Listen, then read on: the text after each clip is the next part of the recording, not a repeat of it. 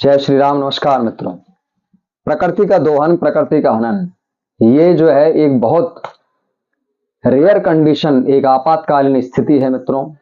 आज कहीं पर बहुत अधिक बारिश होना, कहीं बहुत अधिक सर्दी पड़ना, कहीं बहुत अधिक गर्मी पड़ना, ये सब किस कारण से है? यदि हम देखें तो केवल इसका एक वैज्ञानिक कारण नहीं है कि विज्ञान कह रहा है कि भाई यहाँ पर छिद्र हो रहा है, यहाँ पर ये हो रहा है, ये भी सब है अपनी जगह, लेकिन आधुनिक युग के हिसाब से, परंतु प्राकृतिक कारण सबसे अहम है मित्रों। अब ये क्यों है? आज कई लोग टिप्पणी करते हैं कि भाई केदारनाथ जैसी जगह पर भगवान शिव, जहां पर इतना खतरनाक प्रलय आया कि वहां पर कई ऐसे लोग मारे गए, कई लोग बेकसूर थे वो भी मारे गए, कई लोग ऐसे थे अच्छे थे, कई लोग बुरे थे, सभी लोग उस समावेश में आ गए। तो मित्रों ये बात ध्यान रखना, जब प्रकृति के साथ आप खिलवाड़ करोगे और जब प्रकृति अपने आवेश में आएगी तो उस समय वो अच्छा या बुरा नहीं देखती, वो काली का रूप रख करके और सभी को अपनी बाहों में समा लेती। तो मित्रों, प्रकृति के साथ खिलवाड़ करना बहुत बड़ा पाप है शास्त्र अनुसार। क्यों? क्योंकि ये संसार की जो समस्त व्यवस्था है, ये व्यवस्था ईश्वर ने प्रकृति को सौंपी। भगवान स्वयं ग्रंथों में कहते हैं कि इस प्रकृति को ही भगवान ने, ये जो पृथ्वी है, इस पृथ्वी की जो कर्म की व्यवस्था है, आप कैसा कर्म करते हैं, क्या करते हैं, ये सब प्रकृति के साथ आप कैसा बिहेवियर करते हैं।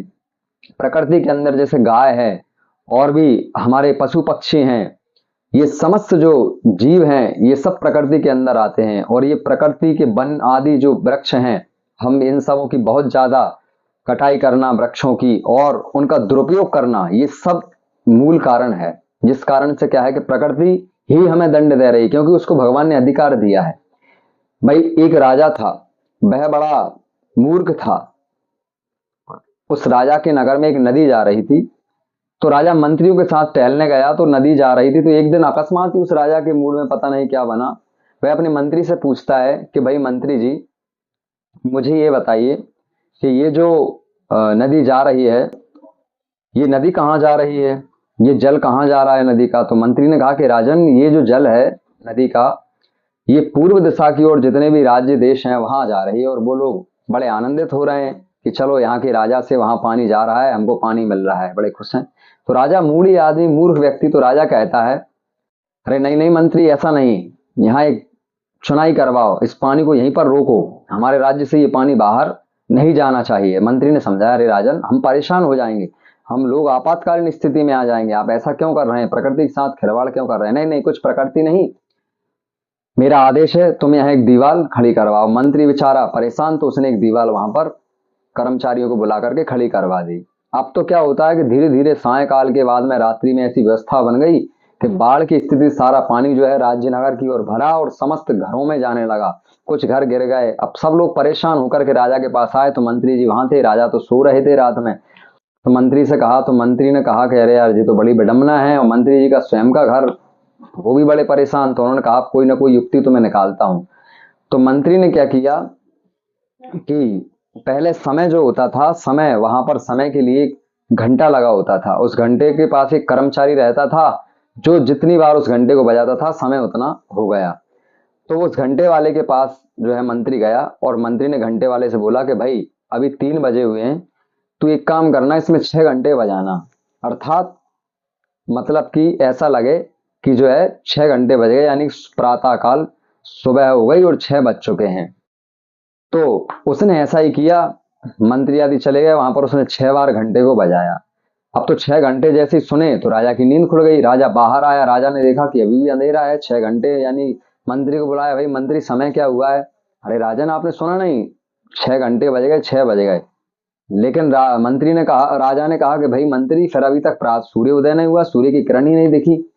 तो मंत्री ने कहा कि राजन, सूर्य कहाँ से उगेगा? जिस प्रकार से आपने जो ये जल था, ये प्राकृतिक जल जो था, इस प्राकृतिक जल को आपने यहां से रोक दिया। अब सूर्य कहां से निकलता है? पूर्व दिशा से। अब पूर्व दिशा के जो देश थे, आपने वहां पानी रोक दिया, तो उन्होंने सूर्य को रोक दिया। अब तो राजा समझ गया। राजा ने कहा कि मंत्री, वो दीवार को तुम हटवा दो। तब जाकर के मंत्री ने वो दीवार हटवाई, और फिर वहां पानी जैसे गया, तो अब वो तो धीरे धीरे, जब तक दीवार हटी तब तक सुबह का टाइम हो गया और सूर्य निकल आया। राजा बड़ा प्रसन्न हुआ। तो मित्रों, यही ये कहानी जो है वो यही है कि जैसा राजा ने किया प्रकृति के साथ, तो उसका दंड किसको मिला? उसको तो मिला ही, अपितु समस्त जो प्रजा थी, उस प्रजा को भी मिला। अर्थात ये समस्त जो जीवधारी हैं, ये प्राकृतिक जो वातावरण है, इस सबको हमको बहुत संतुलित बनाए रखने की आवश्यकता है। क्योंकि यदि हम कई पर्यटक स्थलों पर जाते हैं, जैसे हम कहीं भी जाते हैं, केदारनाथ जाते हैं, कहीं भी भगवान के जो स्थान हैं, चारों धाम की यात्रा के लिए जाते हैं, बद्रीनाथ जाते हैं, यमुनोत्री गंगोत्री जाते हैं, वहां जाकर के केवल एक मनोरंजन की दृष्टि से वहां देखना, मनोरंजन के परिपथ से वहां जाना और फिर एक फॉर्मेलिटी के लिए जाना, ये सब चीजें जो हैं, ये सब चीजें केवल प्रकृति के साथ खिलवाड़ ही है।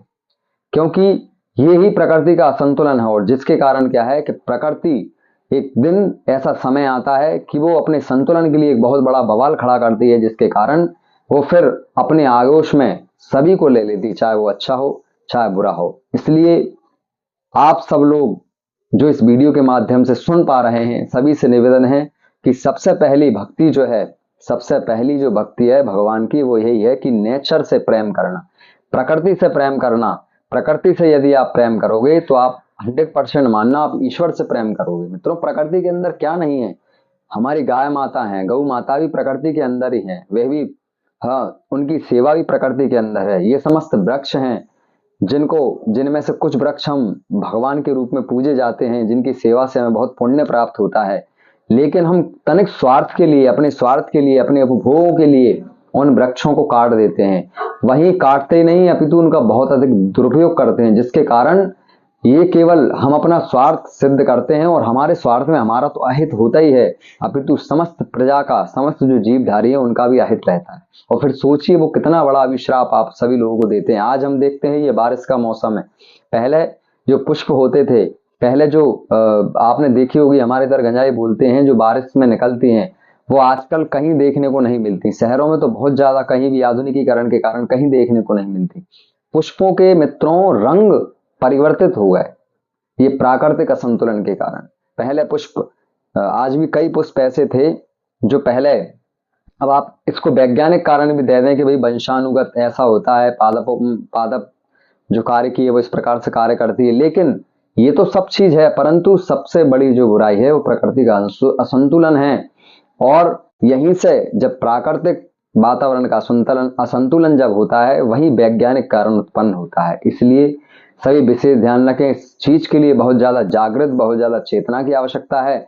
यदि आपने प्रकृति से प्रेम कर लिया तो आप समझिए आपने ईश्वर से प्रेम कर लिया। यदि आप प्रकृति को सम्मान दोगे तो प्रकृति ही आपको बहुत अच्छा फल प्रदान करेगी, आपको बहुत अच्छा आशीर्वाद प्रदान करेगी, जिसके फलस्वरूप आपकी जो कामना है वो ईश्वर अवश्य पूरी करेंगे। क्योंकि ईश्वर प्रकृति, जो प्राकृतिक जो जीव हैं, उनकी बहुत जल्दी सुनते हैं। मित्रों, जिस प्रकार से एक भक्त और भगवान के मध्य हम एक माध्यम जानते हैं कि कोई भी संत ब्राह्मण एक माध्यम बन करके ईश्वर से हमको मिलाता है, इसी प्रकार से ये प्रकृति जो है, ये जीव जो है, ये हमको भगवान से मिलाते हैं, ये बीच के माध्यम बन करके। तो इनको आप संरक्षित करें, इनको सुरक्षित रखें और सभी मस्त रहें, व्यस्त रहें। जय श्री राम।